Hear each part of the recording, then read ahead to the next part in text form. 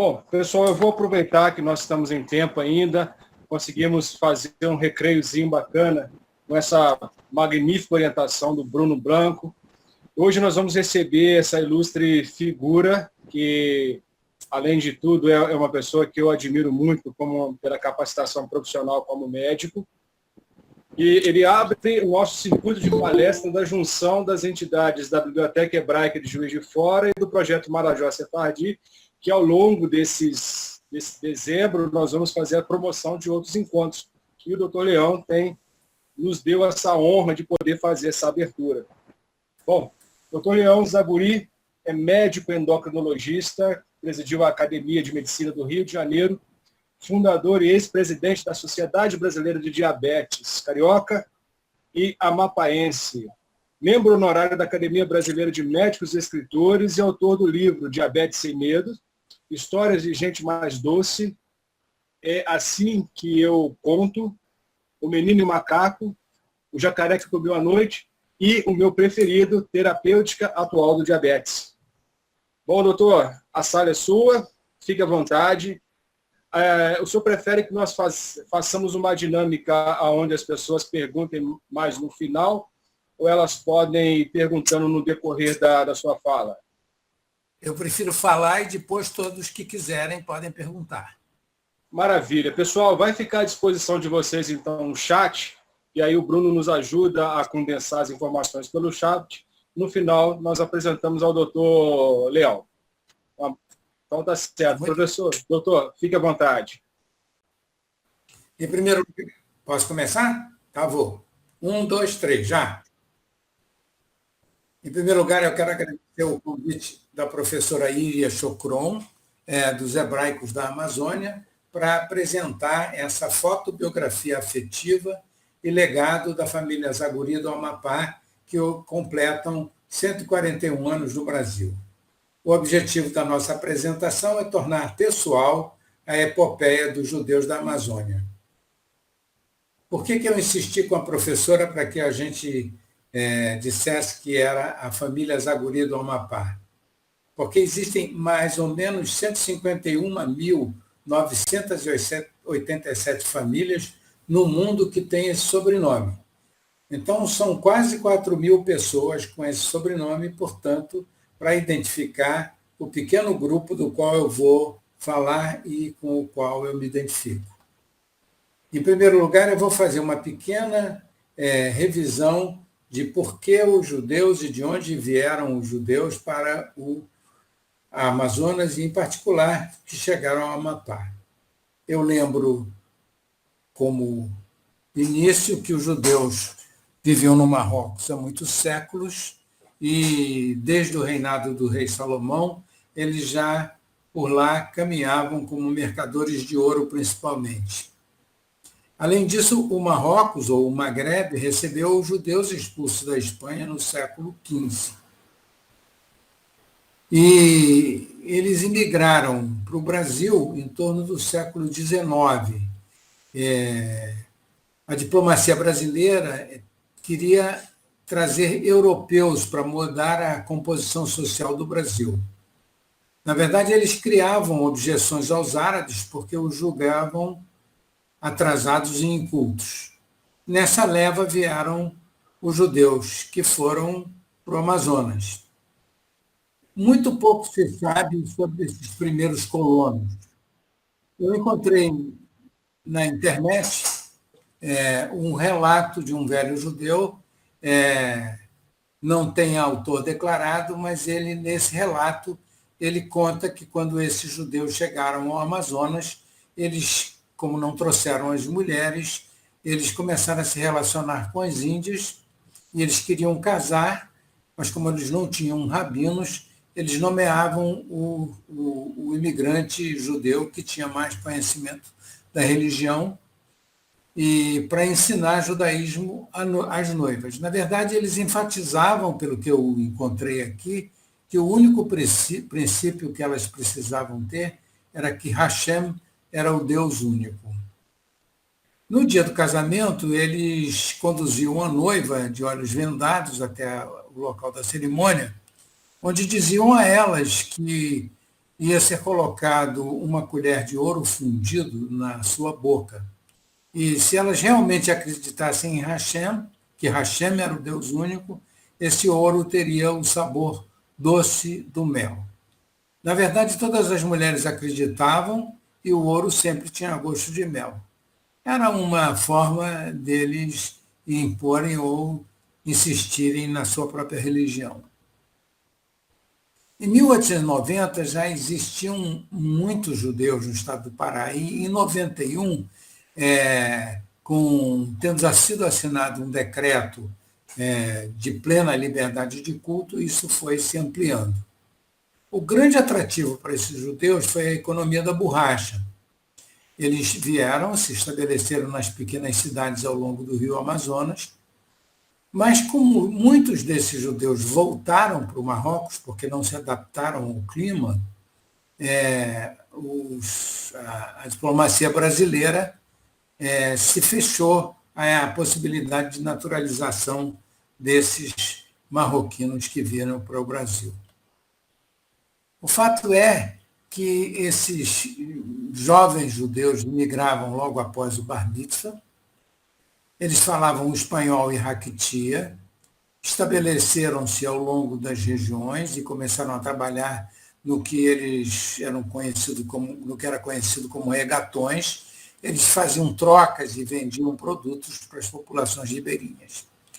Eles angariavam esse dinheiro para mandar ajuda financeira para as famílias. O fato é que eles foram se enraizando na região e muitos atingiram até posições de destaque, como prefeitos e juízes.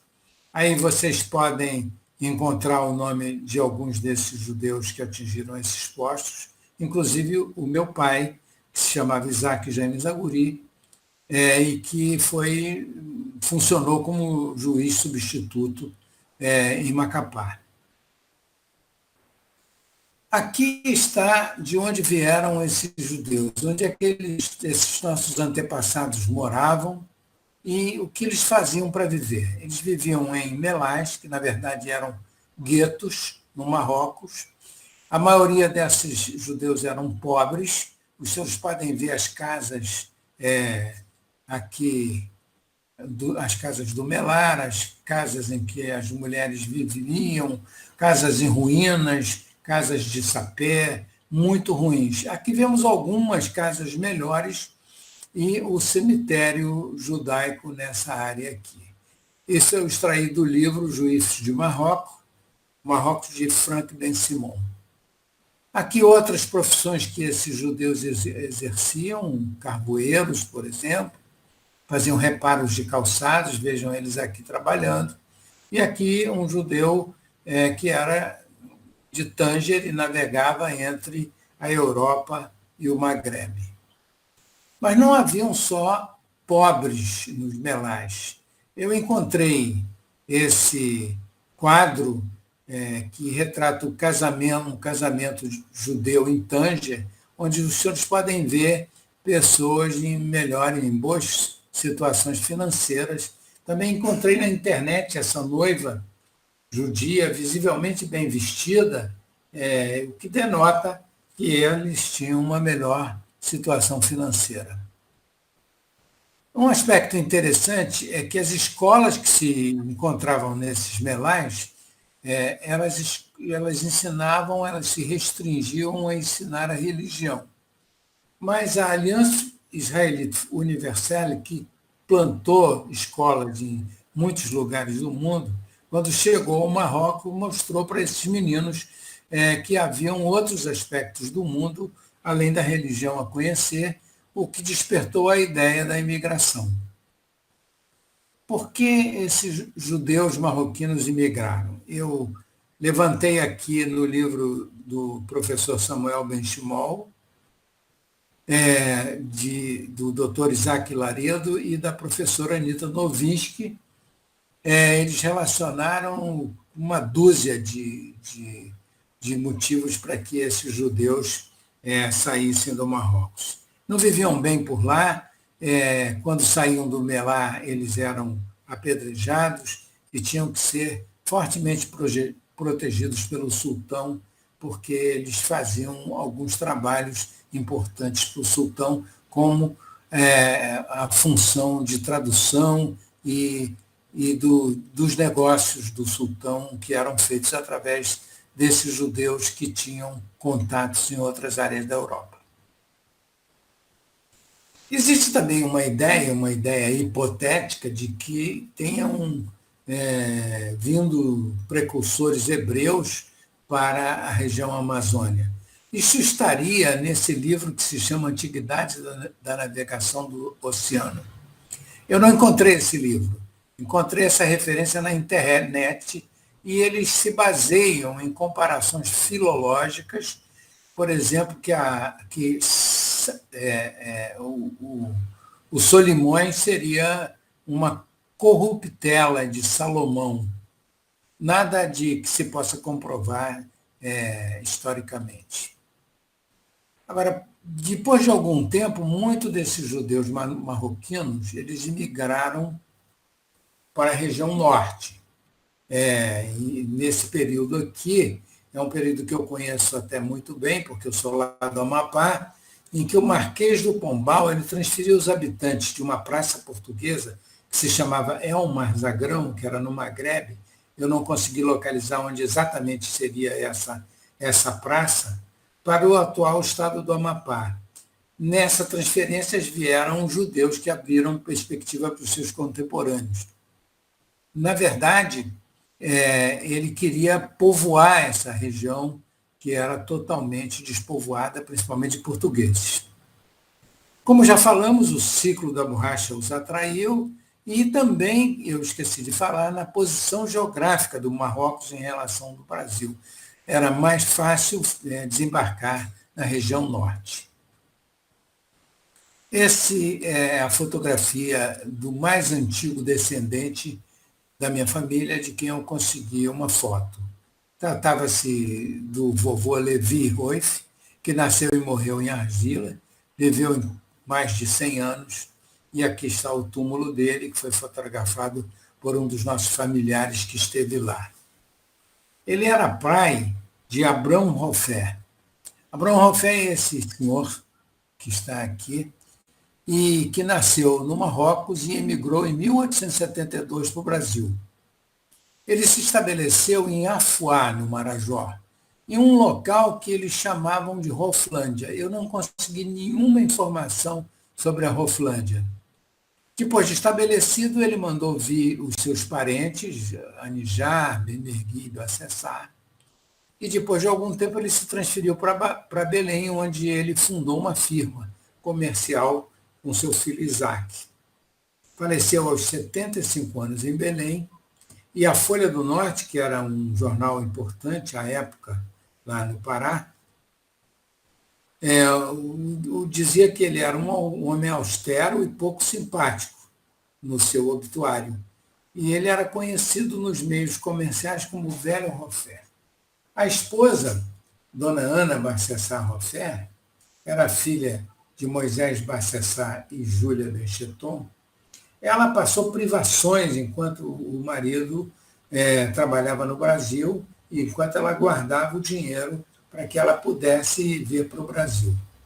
Ela passou realmente muitas dificuldades, teve que recorrer a parentes, mas o que se encontra sobre ela informa que ela era uma senhora muito simpática, afável, carinhosa, caridosa, e é lembrada sempre com muita consideração e respeito pelos descendentes com quem ainda obtive algumas informações. Aqui está a família do Abrão e a esposa, e esse é o irmão, o filho Isaac, com quem ele abriu a firma de muito sucesso em Belém. Uma dessas crianças provavelmente é a minha avó. E esse é o meu avô, o capitão Leão Zaguri. Meu avô Leão, chamava Leão Zaguri, o mesmo nome que eu, nasceu em Rabat. Era filho de José Zaguri e Simi Benjaia. E ele chegou ao Brasil com 15 anos, da mesma maneira que os seus contemporâneos vinham, sem nada. Pelo que se sabe, chegou com os pés no chão. Ele acabou se naturalizando brasileiro e casando com a filha desse senhor que eu acabei de referir, Abrão Roffé, e a minha avó se chamava Sara Roffé e passou a se chamar Sara Roffé Zaguri. Ele faleceu em 1931, mas ele deixou no Amapá uma história de homem de bem, de personagem ilustre. E essa patente de capitão da Guarda Nacional, que era uma organização militar paralela que auxiliava na manutenção dos limites do Brasil nessa área, e ele recebeu essa patente em 1905. Ele atuou junto com outros coronéis dessa força na administração da cidade de Macapá. Eu aqui tenho uma árvore genealógica em que eu vejo aqui o Levi Roffé, esse vovô, aqui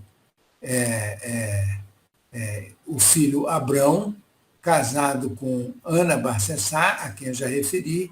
Esse casal teve esses filhos todos, são em torno de 9 filhos.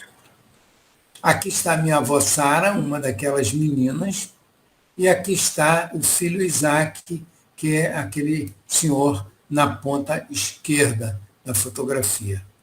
A avó Sara, minha avó, casou-se com o Leão Zaguri, o capitão Leão Zaguri, e tiveram esses filhos. 10 filhos, 2, 4, 5, 10 filhos.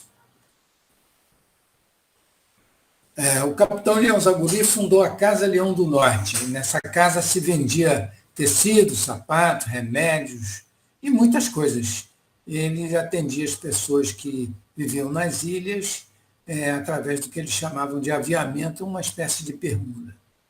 Nesse trabalho de licenciatura em História da Universidade Federal do Amapá, da professora Eneida Damasceno Borges de Sá, eu encontrei a referência de que ele teria fundado a primeira farmácia e, juntamente com o padre Júlio Maria Lombardi, um internato feminino. Eu tenho aqui a cópia de um documento de naturalização de 1884, e em 1809, meu avô abriu a primeira firma que foi legalizada no município de Macapá. Aí estão os documentos, as cópias dos documentos que os senhores podem ver. Essa é a cópia, a xerox da Carta Patente de Capitão da Guarda Nacional, assinada por Afonso Pena, e que eu tenho a honra de ter no meu consultório, na parede do meu consultório. O capitão Leão Zaguri recebeu essa patente em 1907. Aqui eu tenho também cópias do livro de registros dos oficiais da Guarda Nacional, e nesse texto os senhores vão encontrar, se lerem o nome e referências elogiosas ao meu avô. Como comprovação da passagem desse homem pelo Amapá, eu tenho aqui uma fotocópia do jornal Pinzônia, que foi o primeiro a circular em Macapá. Em um desses números está assinalado o falecimento do meu tio Simão, um dos filhos da minha avó, daqueles 10 filhos que faleceram. E também o comunicado do nascimento da minha tia, minha tia Cine. Então, são marcos que eu posso oferecer como prova da passagem dessa família pelo Amapá. Em 1931, meu avô adoeceu, e aqui já tem uma assinatura dele já trêmula, e ele veio a falecer em 1931, em 2 de junho. E aí temos o atestado de óbito assinado pelo médico Elias Roffé, que era irmão da minha avó, Sara Roffé. Existem lendas que a gente faz questão de cultivar. Uma delas é que, quando um intendente de Macapá era nomeado, ele passaria os bens para o meu avô, que os devolvia quando o homem deixava a função. Outra lenda é que, quando alguém precisava desempatar uma contenda, o capitão era chamado. Na verdade, eu nem posso lhes dizer que isso era verdade, mas são lendas que a gente faz questão de cultivar. Nesse aqui é o meu livro de memória, chama É Assim Que Eu Conto, e tem um momento que eu faço referência a uma dessas lendas. Dizem que ele, quando o seu armazém foi invadido por integralistas, ele teria sentado em cima de um barril de pólvora, fumando um charuto, e pedido, quando os homens invadiram a sua casa, ele pediu a um dos filhos que fechasse uma das portas, deixando apenas uma de saída, e avisou aos integralistas que, se eles se aproximassem, ele explodiria o barril de pólvoras, e todos, então, tiveram que sair apressadamente e se atropelando por aquela porta com saída diminuída. É uma lenda que a gente não sabe se é verdadeira, mas que dá muito gosto de repetir. Essa é minha avó. Por que eu chamei a minha avó de Mãe Sara? Porque essa filha do comerciante Braunhofer, que se casou aos 14 anos e ficou viúva muito jovem, ela foi uma mulher de muito valor. Ela assumiu os negócios do marido e, como eram muito pobres, ela iniciou também a produção de sabão e creme dental na cozinha de sua casa, pela primeira vez no Amapá. Ela era muito corajosa e, com essas atitudes, ela construiu as bases das iniciativas comerciais e industriais da família através da Casa Leão do Norte. Mais importante que tudo é que essa mulher exerceu as funções de parteira, atendeu doentes, ajudou como pôde a população da cidade e, através dessa solidariedade ao povo de Macapá, foi gradualmente se transformando na Mãe Sara. Muitos muitos não-judeus pediam a bênção a essa senhora judia. E ela era conhecida, ficou conhecida até os últimos dias como Mãe Sara. Ajudou muito o povo. Não foi muito fácil a vida dessa mulher. Eu conto aqui nesse livro de memórias, num episódio que eu chamei de Sopa, e como ela era obrigada a dividir o pouco que eles tinham entre esses 9 ou 10 filhos, não sei quantos eram naquela ocasião. Mas eles passavam dificuldades e tinham muito pouco para dividir e para comer. Naturalizou-se brasileira, aí está o documento, se tornou eleitora em 1935, e em um momento da vida, essa senhora instalou os filhos mais velhos, José e Eliezer, em Belém, e para que eles tivessem melhores estudos. Mas, como ela não tinha condições financeiras de sustentar a todos nos cursos melhores, ela levou os dois mais novos, o meu pai e o meu tio Moisés, para Macapá, para que eles ajudassem no trabalho e a conseguir recursos para ajudar os irmãos mais velhos. Importante registrar que eu nunca vi qualquer reclamação ou comentário dos que ficaram. Muito pelo contrário, trabalharam com afinco pelo bem de todos e procuraram ajudar os irmãos que estavam estudando. Vejam aqui, senhores, isso aqui é Macapá no início do século XX. Essa cidade, nossos avós, meus avós e pais moraram, e até alguns de nós, eu próprio, vivi e tenho um especial amor por essa cidade. Vejam o casarão, aqui casas de habitação de muito pobres, sem asfaltamento. Aqui a igreja Nossa Senhora, igreja de São José, esse é o único monumento da época que ainda é preservado. Eu faço parte de um memorial, que se chama Memorial do Amapá. Há alguns anos nós estivemos aí na cidade e demos um abraço nessa igreja, porque havia ameaça de derrubá-la para construir um shopping. Essa casa era em frente à casa onde eu morei, e essa bica era na pracinha onde hoje é a praça que leva o nome do meu pai. Vejam aqui, esse quadro foi pintado por um artista, a meu pedido, com parte de fotografias antigas e com a minha lembrança.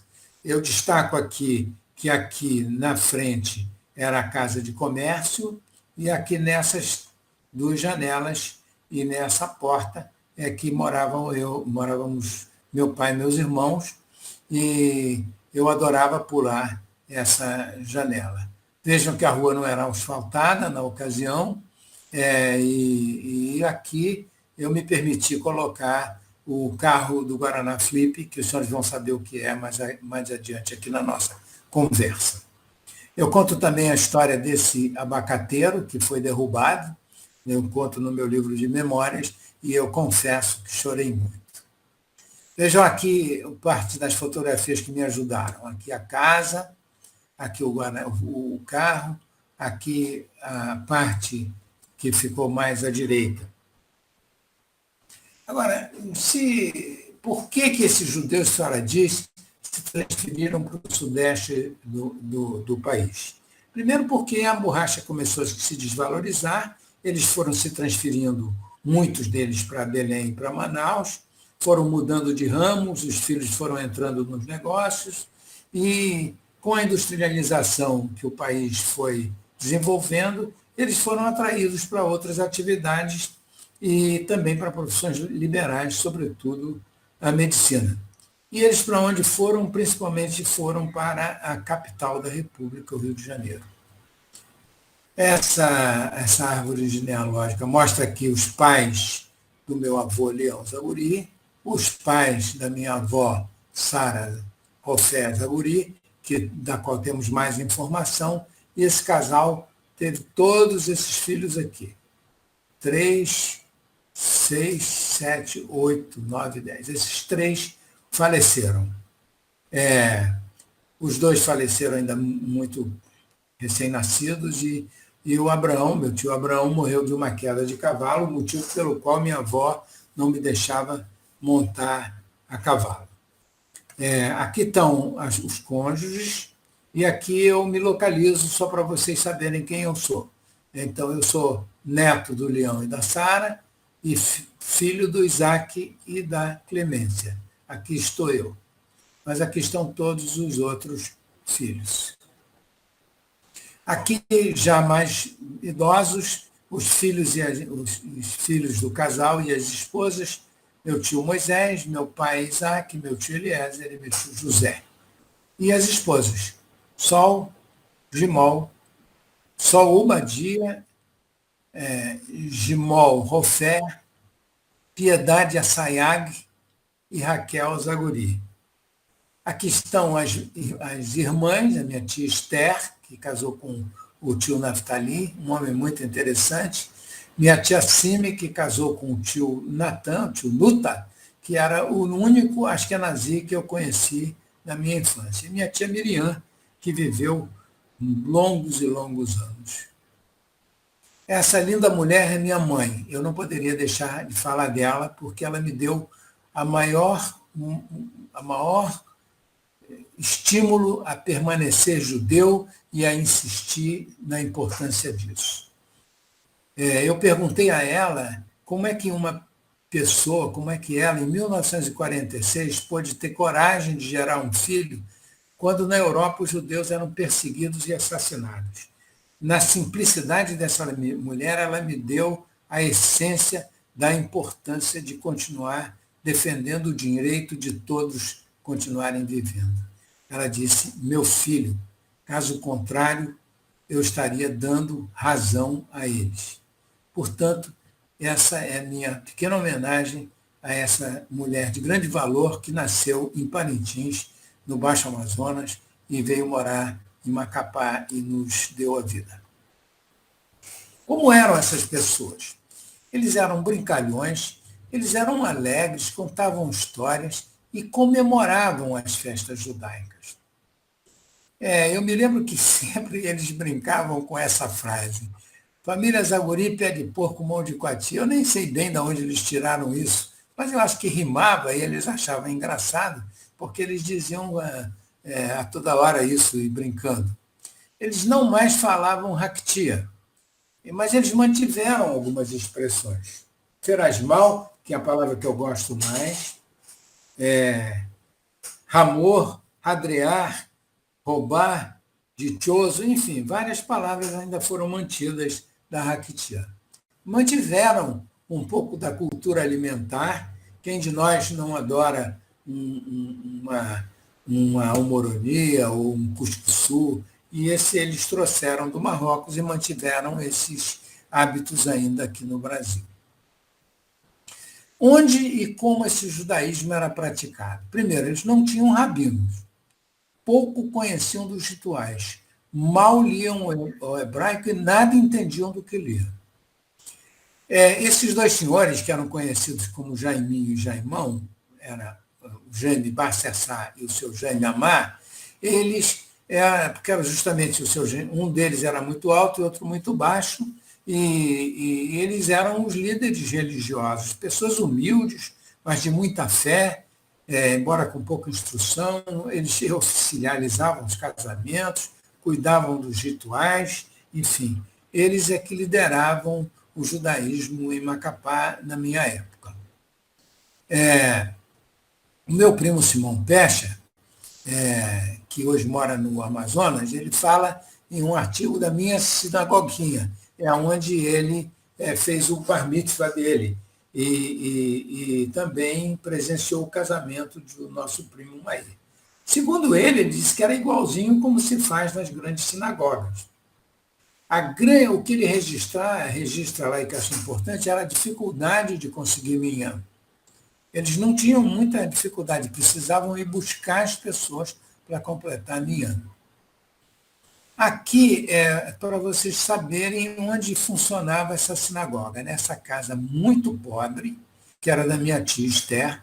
Só para vocês terem ideia da singeleza dessa casa, vejam aqui a parte das paredes da casa, vejam aqui o teto. Essa casa era toda em madeira, tinha apenas 2 quartos e uma sala que era até aberta, não era fechada.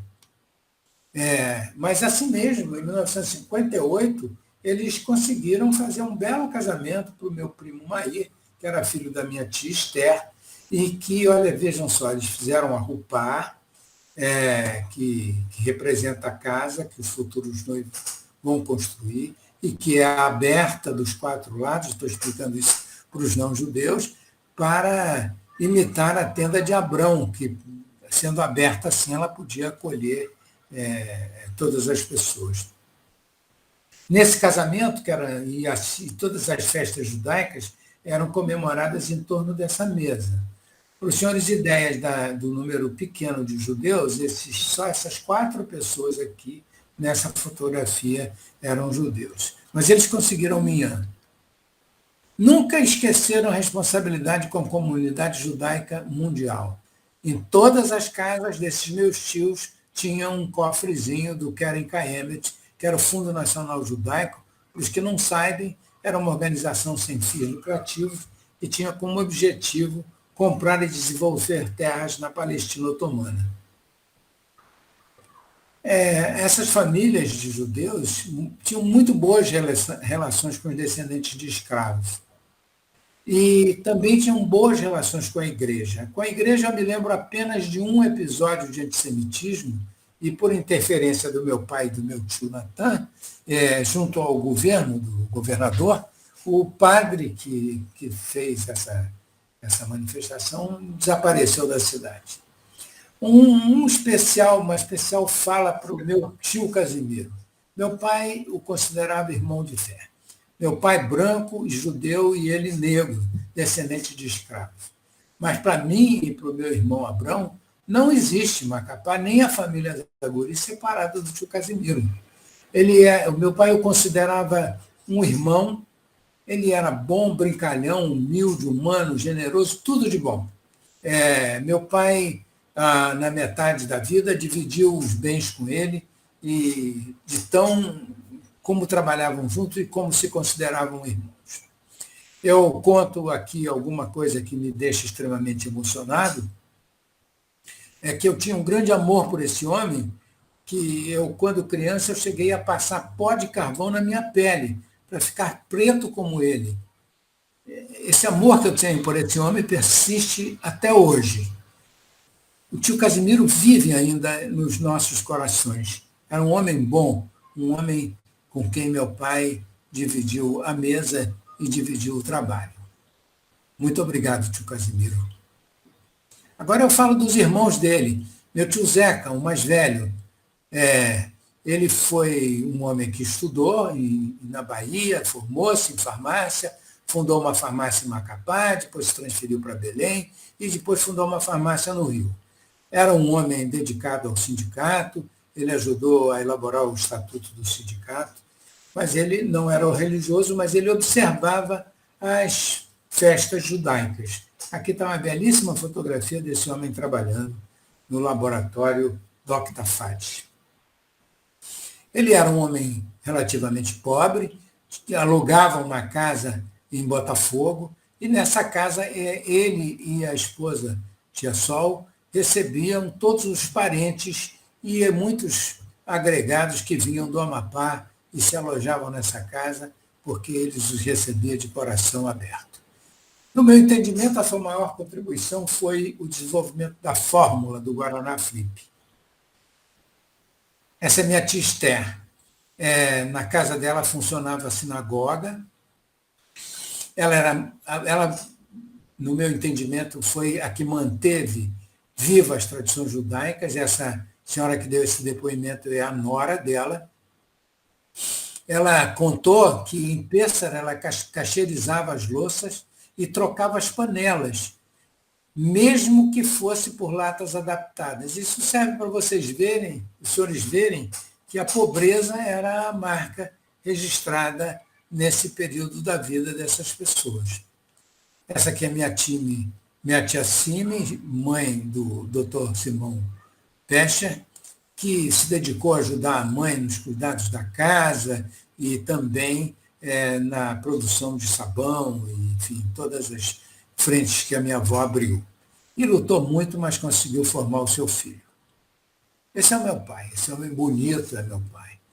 Ele nasceu em Macapá, era íntegro, bom, simples, sincero, tudo de bom, tudo de bom. Ele destacava essa frase sempre: amem a terra que nos dá o pão. Ele era muito feliz em Macapá, porque ele dizia que ele tinha liberdade e ele conseguiu ganhar a vida dele lá. Ele auxiliou a comarca de Macapá como juiz substituto, quando não havia ninguém para fazer isso. Mas o grande prazer desse empreendedor incansável era gerar emprego, mas gerar emprego especialmente para os filhos de Macapá. Ele incentivou esporte, escola, clube, apoiou inúmeros estudantes e agregados durante a vida toda. Um grande homem. Meu tio Moisés, ele era o parceiro do meu pai. Ele também trabalhou para ajudar a formar os irmãos, trabalharam juntos, e ele assumiu, junto com meu pai, a firma Sarah Rofé Zaguri e a Casa Leão do Norte. Ele era maçom, muito elogiado na maçonaria, e após a morte do irmão, ele deu continuidade aos negócios. Eu destaco aqui que esses dois foram os líderes dos negócios da família. Eles tiveram uma montadora de veículos, abriram uma representação de companhia aérea, distribuição de combustíveis, tiveram uma sapataria, farmácia, fábrica de guaraná, e geraram empregos para os amapaenses e registravam os seus funcionários, mesmo com a CLT ainda não consolidada. E tem mais, eles nunca demitiram por falta de matéria-prima ou porque o mercado se retraria. Eles não demitiam para engordar os ganhos. Muitos desses empreendimentos não davam lucro, mas davam empregos. E eles se orgulhavam disso. E eu me orgulho deles. Vejam aí a farmácia Zaguri, a drogaria Zaguri, já uma sequência daquela farmácia. Aqui uma sorveteria que eles também possuíram e durante muitos anos funcionou. Aqui a inauguração da fábrica de Guaraná Flip. Esse aqui é o governador, meu tio Zeca, que fez a fórmula do Guaraná, meu pai, que era o grande incentivador e empreendedor e o homem que levou esse negócio à frente. Agora, não pensem que isso era uma fábrica igual a da Coca-Cola. Vejam, isso aqui é madeira, um barracão de madeira que foi construído exatamente atrás daquela casa que eu mostrei aos senhores, pintada, e depois de derrubado o abacateiro, o que me fez chorar muito. Vejam também, senhores, que a maquinária era muito primitiva. Uma alegria muito intensa foi quando eles conseguiram uma esteira para que as garrafas rolassem e o profissional envasasse com água e gás ao xarope de Guaraná, que tinha sido colocado manualmente. A fábrica de Guaraná Flip ficou muitos anos, foi muito querida pela população amapaense e até hoje ainda recebo elogios e declarações de saudade. Aqui, para vocês verem o carinho que essa população tinha com esse Guaraná, esse rapaz guardou por 30 anos essa garrafa de Guaraná Flip. Quando eu estive em Macapá em 2009, ele foi lá me levar essa garrafa para provar que ele tinha grande apreço pelo trabalho que tinha sido realizado pelo meu pai, meu tio. O tio Eliezer, que foi um grande médico, ele era um pediatra, recebeu inúmeras homenagens no Departamento Nacional da Criança, mas em relação à família, ele orientou financeiramente os irmãos para que formassem os filhos. E ele era um homem muito religioso, tanto que ele presidiu a sinagoga Shel Gimilut Hassadim, que é para onde vinham os que migravam de Belém e do Amazonas para o Rio de Janeiro. Essa tia Miriam, eu teria aqui um filme em que ela própria conta a vida dela, mas infelizmente é muito grande. Ela apoiou a mãe até o fim da vida, foi apoiada pelos irmãos primeiro e depois pelos sobrinhos, viveu uma vida longa e foi muito querida. O Amapá disse obrigado assim, agradeceu assim, deu nome à rua, a travessa e a avenida. E eu lembro que sempre, coincidentemente, isso é uma observação minha, os jogadores têm boas palavras, olha. No bairro do Novo Buritizal, Jardim da Felicidade, bairro Nova Esperança. E aqui é o voto de pesar que o Senado deu pela passagem do nosso querido tio Moisés. Esse é meu pai, como vocês viram. Essa é a praça que fica exatamente no lugar onde era aquela bica e é em frente à casa em que eu morei e que eu mostrei aos senhores. Chama-se Praça Isaac Zaguri. Eu inaugurei essa praça em 1981, em homenagem a esse grande homem. Para mostrar outras qualidades dessa família, a gente tem aqui esse telegrama em que a minha avó autorizava o filho José a pedir em seu nome a mão da prima Gimol em casamento. O tio Eliezer casou-se com a prima Gimol. Agora, a generosidade e confiança estão por toda parte. Essa é uma carta que mostra a generosidade do meu pai e a confiança que os irmãos tinham um no outro. Aqui ele transfere dinheiro, disponibiliza dinheiro que estava na mão do irmão para comprar um imóvel para a mãe, mas nada disso era assinado. Era tudo falado e era tudo muito bem aceito. Existem histórias que enriquecem a nossa história. Por exemplo, essa história de amor. Minha tia Raquel, que era sobrinha do meu tio Moisés, conta, emocionada agora aos 80 anos, que quando o tio Moisés viu uma foto da sobrinha aos 7 anos, disse à mãe que iria se casar com ela. E realmente se casaram, o casamento foi aprovado por rabinos e por juízes, e deu tudo certo. E essa aqui é a minha gratidão. Essa é a minha gratidão ao tio Eliezer. Essa é uma fotografia de quando ele foi a Macapá e fez o diagnóstico de que eu tinha poliomielite. Meu tio me trouxe para o Rio de Janeiro, me tratou e eu acabei tendo recuperação do meu braço. Muito obrigado, meu tio, onde o senhor esteja. Esses são os netos. Todos os netos estão aqui, com exceção do nosso querido tio, primo Mair, que nos deixou muitos filhos. Nós somos 14 netos. Vocês encontram engenheiros físicos, médicos, professores, assistente social, funcionário público, poeta e escritor. Todos estão por aí, todos dando a sua contribuição para esse maravilhoso país. Um destaque especial eu dou ao meu irmão Abrão, que talvez seja a pessoa mais generosa que eu conheci na minha vida. Salve meu pai. Aqui nós somos a 6ª geração, já estamos na 6ª geração.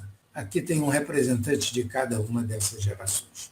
E eu concluo falando do legado. A família deu uma contribuição social em empregos, educação, conhecimento científico, boas práticas nas profissões que escolheram e manutenção da identidade judaica. São exemplos de honestidade, deram exemplos de honestidade, perseverança, coragem, amizade, solidariedade, amor fraterno, respeito às leis e aos mais velhos, trabalhos pelos desfavorecidos e incentivo ao esporte. Esse aí é meu livro de memórias. Muito obrigado a todos. Bom, Peixe, aqui é a Íria. Bom, vamos abrir agora para perguntas, tá bom, doutor Zagurin? A sua apresentação foi ótima. Agora vamos abrir perguntas. Quem quer fazer pergunta agora? Doutor Peixe, quer perguntar? Sim. Primeiro quero felicitar aí o Leão pela excelente palestra. Fez uma reviravolta aí nos judeus desde o Marrocos, toda a Amazônia aí, Macapá, principalmente nossa terra de coração. Quando me perguntam, nasceste aonde? Belém do Pará. O que tu és? Eu sou macapaense. Doutor Leão, continua. existia lá no... Anne Bechimol, a Anne Bechimol está aí, ela quer falar algo para você. Doutor Leão, boa tarde. Não. Gostaria de agradecer a belíssima explicação.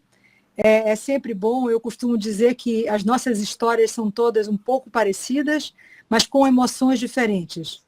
Inclusive, as suas emoções foram muito bem passadas.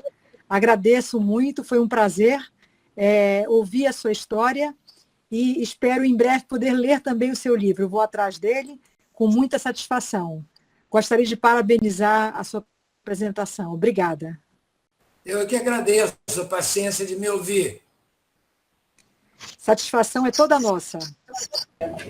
Eu gostaria de me pronunciar, se pudesse. Posso dar a palavra?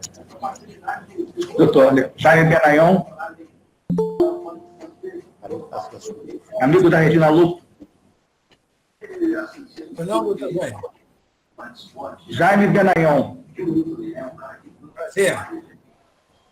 Estou aí. Pode falar. Jaime Benayon. Pode falar.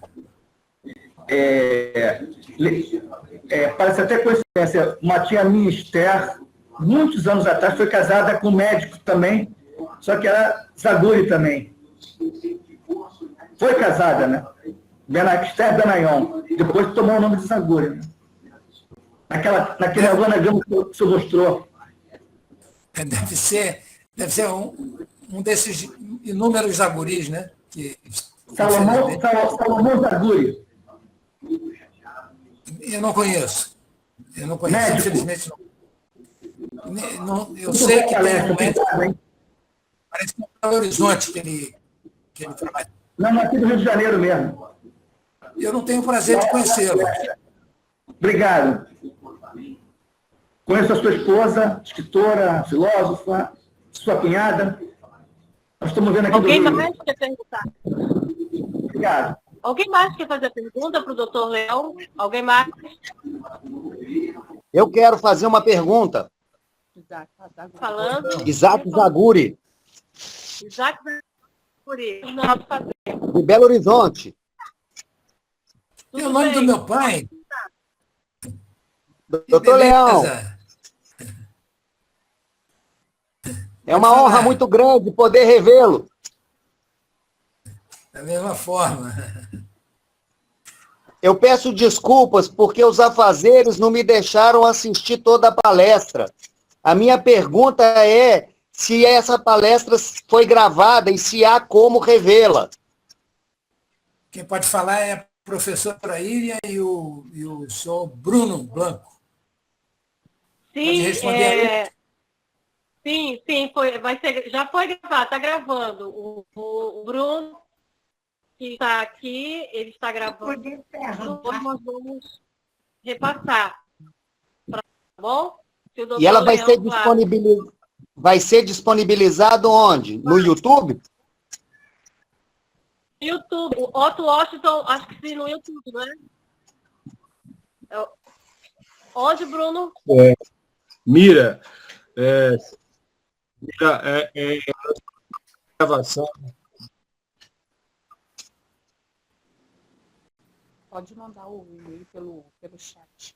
Então Mira, eu vou mandar o meu e-mail pelo chat, então. Por favor, pode deixar o e-mail pelo chat. Todo mundo que quiser assistir a apresentação do Dr. Leão, nós vamos fazer um encaminhamento, até mesmo pelas nossas páginas, tanto da Biblioteca Hebraica de Juiz de Fora, quanto a página do Marajó Sefardi, vai disponibilizar o link para que possamos assistir depois até com mais calma.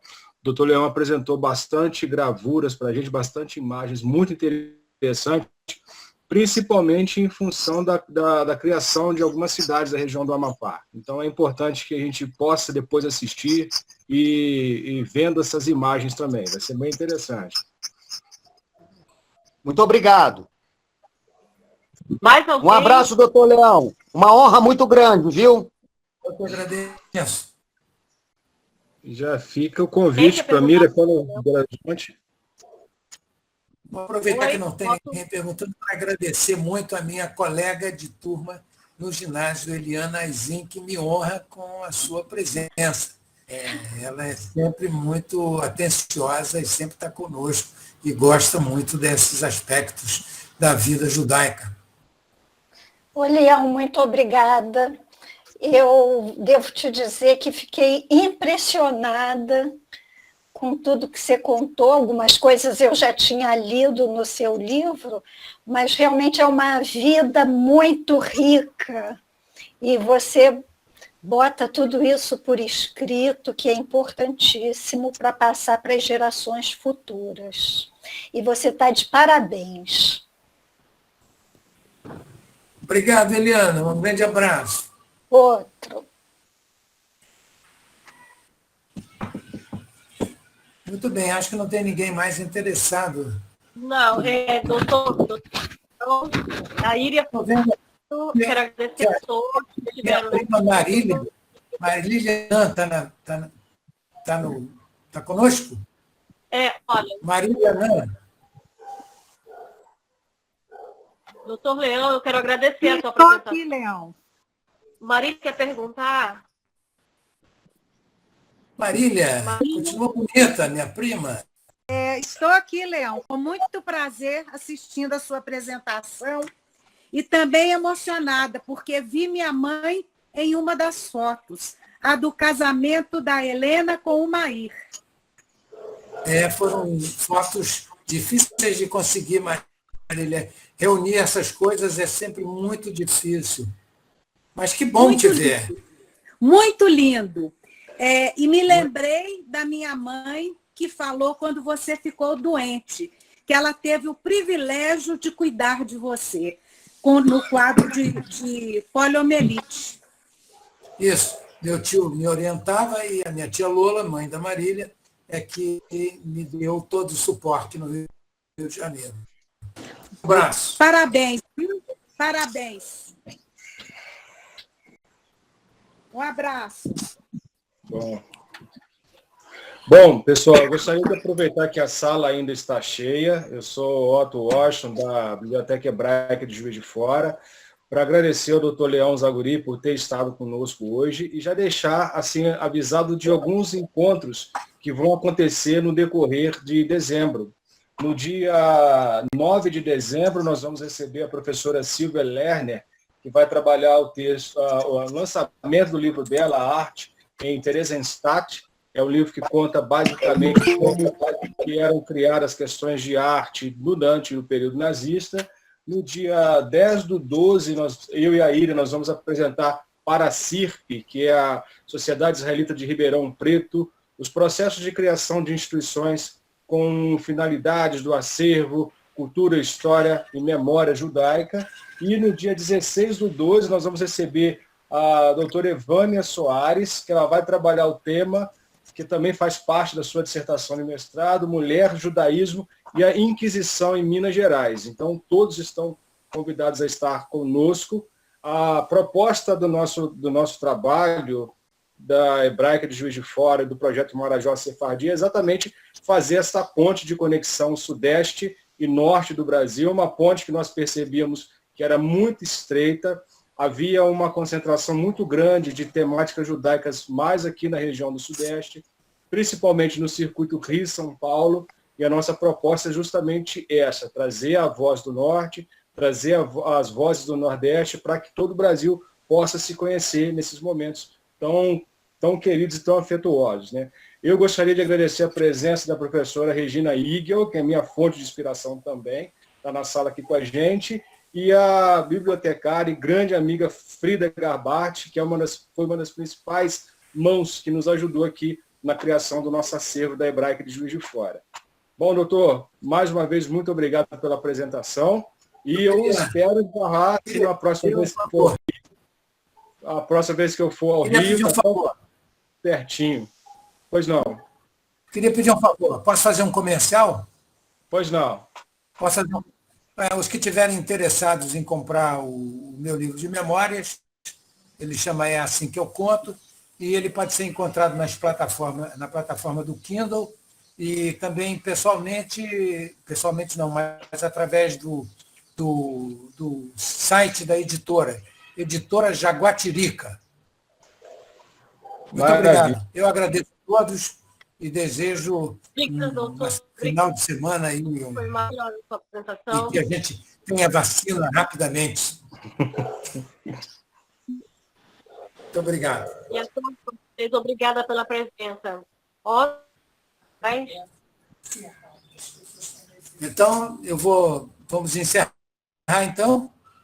Professor. Um abraço a todos. Tudo de Muito bem, eu estou encerrando, obrigada, então. Muito obrigado. Sim, acho que podemos encerrar. Um abraço. Até a live, não percam, tá? Nosso trabalho, nosso projeto. Um abraço a todos. Obrigada, professora. Obrigado.